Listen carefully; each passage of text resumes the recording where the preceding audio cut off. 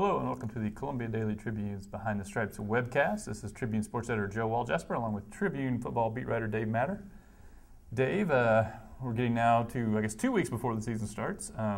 Last week, the last of the major preseason polls came out. The AP poll, Missouri not ranked. I think they would be the equivalent of about 38th if you counted the votes. Also weren't ranked in the coaches poll. They also, I think, got 3 points in that one. So similar spot in the coaches and in the AP polls. Just your thoughts on whether you think that's kind of a fair representation of Missouri and why you do or do not think they're a top 25 caliber team. Well, I don't have the vote in the state of Missouri this year. You do. So you'll be the one held accountable for the poll every week. If I were voting, I would consider putting Missouri maybe right there at the bottom at 24, 25. I think after watching camp, not much has really changed. But I think probably right there, maybe in the other receiving votes, is a good spot for them. Interestingly enough, they appeared on 2 AP ballots last week, and they were the reporter who covers Kansas and the reporter who covers Arkansas. So Missouri's two rivals of the past and the future, those writers think something of Missouri that everyone else doesn't. So I thought that was kind of interesting. I think it's fair to leave them out. And for one, it's just so much as the unknown of how Missouri is going to compete. How are they going to stack up in the SEC? Nobody really knows. I mean, after watching them in camp for a couple of weeks, we've got a pretty good idea of who's going to play. But until they, play an actual game in this league and go up against Georgia, we don't really know how they're going to compete and how they're going to match up. So I think it's fair to kind of, keep that in mind and not put them in the poll until we know more about this team and just know more how it's going to stack up. Also, if you think about it, this is a team that lost 5 games last year. 3 of those games were decided on the final play, and 2 of them were losses. So Missouri could have been, 8-4 in the regular season last year. They could have been 5-7. I mean, those Texas A&M win and the Texas Tech win. Not that they were fluke wins by any means, but the ball bounces a little bit differently. Those 2 games are losses. And you can say the same about the Arizona State game they lost. If Grant Russell makes a field goal, they win that game. So they were dangerously close last year to being worse record-wise than they were. And not that they lose a lot of players as far as seniors on last year's team, but they have had some injuries in camp.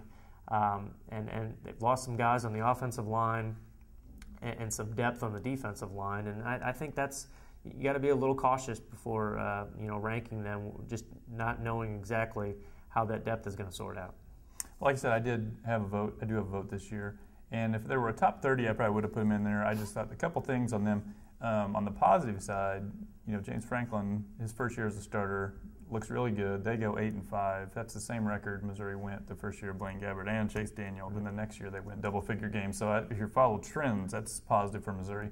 The one thing that would make me a little leery of Missouri is just in terms of depth. I think their starters are pretty good. I'm not wild about their depth, with the exception of maybe at defensive end and receiver and maybe at linebacker. Yeah. I think they're pretty thin anywhere else. And if you think it's going to be a grueling season and towards the end when a lot of their sort of 50-50 games come up on the schedule, you wonder how their health is going to be holding up.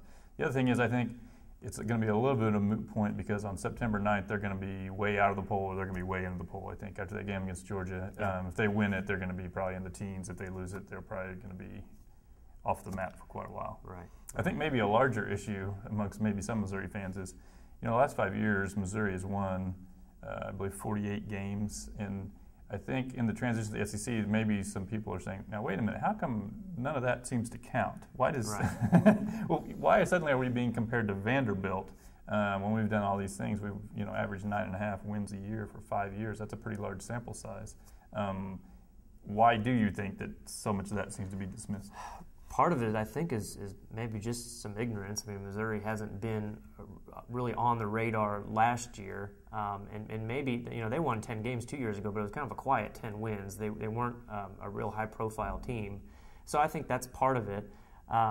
Otherwise, I just don't know. I think a lot of it has to do with the SEC and kind of the myths that are built around this league on how hard it's going to be. The defensively, the SEC is known for these big, fast NFL defenses. And Missouri plays a different kind of style of offense where they're confident that their style can work in this league, but I think other people are probably a little more skeptical.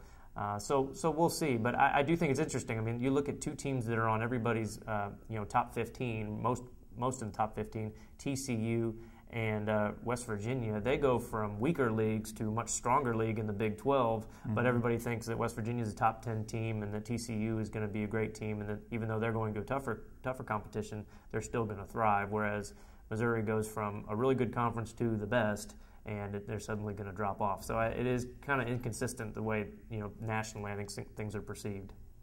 Okay, well, join us for the next webcast where we'll get into a little more detail about sort of the guy that people have been paying the most attention to in preseason camp, and that's Dorial Green Beckham.